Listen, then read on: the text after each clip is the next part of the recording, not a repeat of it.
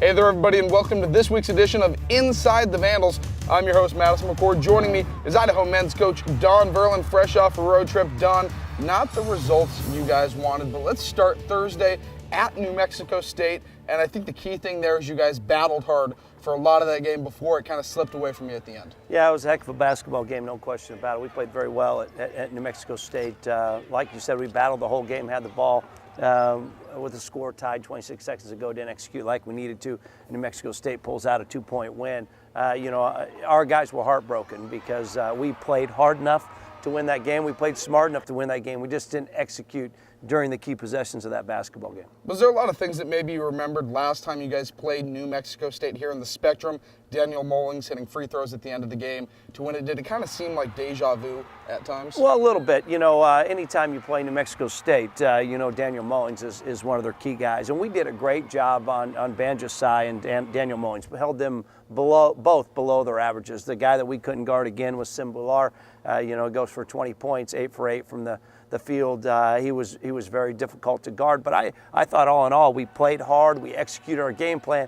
We just didn't make the critical plays when we needed to down the stretch in that basketball game. Overall at times 7-6, 7-5 can be a little tough to guard. Kyle Barone, though, had a fantastic game once again against New Mexico State, 26 points. Talk about his effort. Well, Kyle did a great job we moved Kyle around in that basketball game. He did a great job finding his shot. He did a great job knocking down the 15 to 17-footer. He was active all night long. I think he had 26 points, 7 rebounds, and that's just a tribute to how good a basketball player Kyle Barone is. Actually out-rebounded Simbular in that game by 2. And again, maybe one other key that you guys have seen in a few of these losses this year is that defensive effort not quite being there. 61% from the floor in New Mexico State in the second half, 52% overall in the game. That was the key to the basketball game in the second half. At home, I knew they were going to make a run. I knew they were going to get rolling.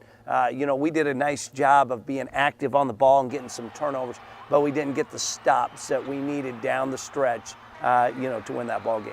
And now we move here to Saturday against Denver, and unfortunately this one wasn't quite the same result. You guys dig a big hole early, down by 20 in the first half, and just talk about how good of a basketball team Denver is for those who maybe haven't had a chance to see them. Well, Denver's playing very well, probably as good as anybody in the league, arguably every bit as good as Louisiana Tech, but you got to give Joe Scott and their crew credit. They shot the ball extremely well, they executed extremely well, and I was disappointed for the first time all year. The Vandals didn't show up with the intensity, the urgency, the focus that they needed, especially in the first half of that basketball game.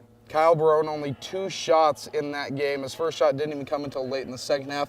Was it the way that Denver guarded Kyle, or was it maybe, again, just that intensity not being there? A little bit of both, no question about that. Denver does a great job in their matchup zone, do a good job forcing turnovers. They turned us over 12 in the first half.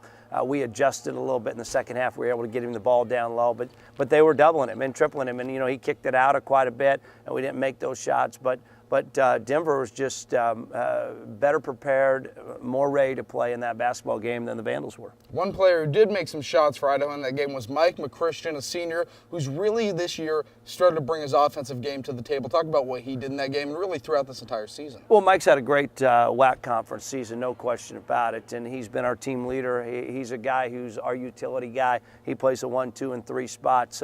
He was able to drive his ball to the basket a little bit against Denver and score his ball, but all year long, Mike has been a consistent performer, and I'm really happy the way he's played his senior year. 16 total turnovers for the Vandals against Denver. But Don, just talk about, I guess, looking at games like Louisiana Tech last time down in Ruston, New Mexico State both times here, Denver last time here. There isn't anyone in this conference that cannot be beaten, is there? No question about it. Anybody can beat anybody, and that's what's going to make the WAC tournament so much fun. But we got to find a way to win some of these basketball games. And like you said, we've played them all close, but now it's time to find a way to win. It's February, heading into March. It's time.